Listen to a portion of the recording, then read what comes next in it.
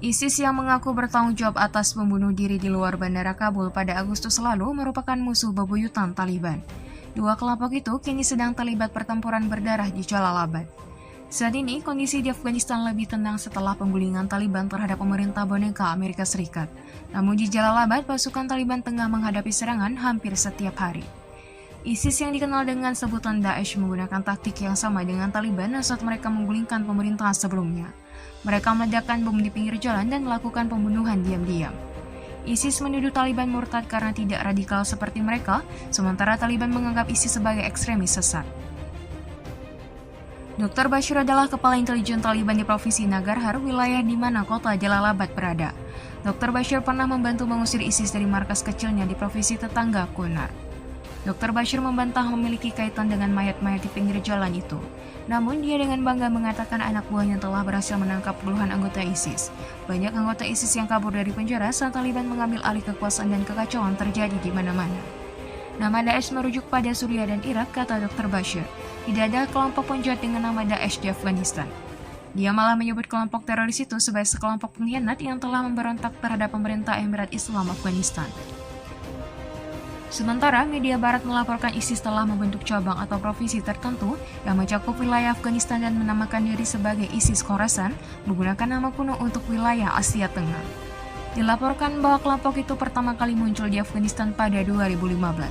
Di tahun-tahun berikutnya, mereka mulai melakukan serangan mengerikan. Serangan ISIS mulai meluas sejak Taliban mengambil alih kekuasaan. Mereka meledakkan bom bunuh diri di daerah-daerah yang belum pernah mereka datangi sebelumnya. Awal bulan ini, ISIS menyerang masjid-masjid Syiah di utara kota Kunduz dan juga di markas Taliban, Kandahar. Namun, Dr. Bashir menegaskan tidak ada alasan untuk khawatir. Kami memberitahu dunia untuk tidak khawatir, katanya.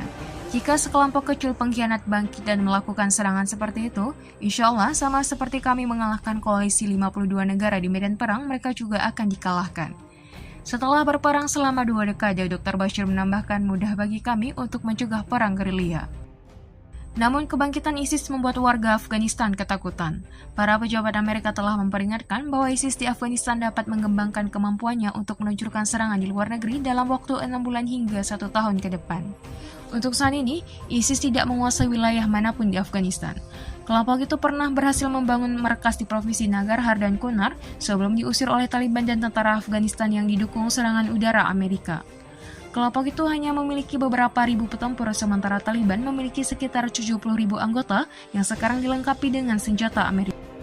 Namun, ada kekhawatiran bahwa ISIS akhirnya bisa merekrut para petempur dari Pakistan dan wilayah Asia Tengah lainnya, serta anggota Taliban yang kecewa jika faksi-faksi saingan berkembang dalam kelompok itu di masa depan. Amerika Serikat berharap bisa terus melakukan serangan dari luar Afghanistan untuk menggempur ISIS. Namun, Taliban optimistis bisa menghadapi para teroris itu sendirian. Banyak anggota ISIS merupakan mantan anggota Taliban Afgan dan Taliban Pakistan yang membelot, sebuah kelompok yang terkait tetapi terpisah.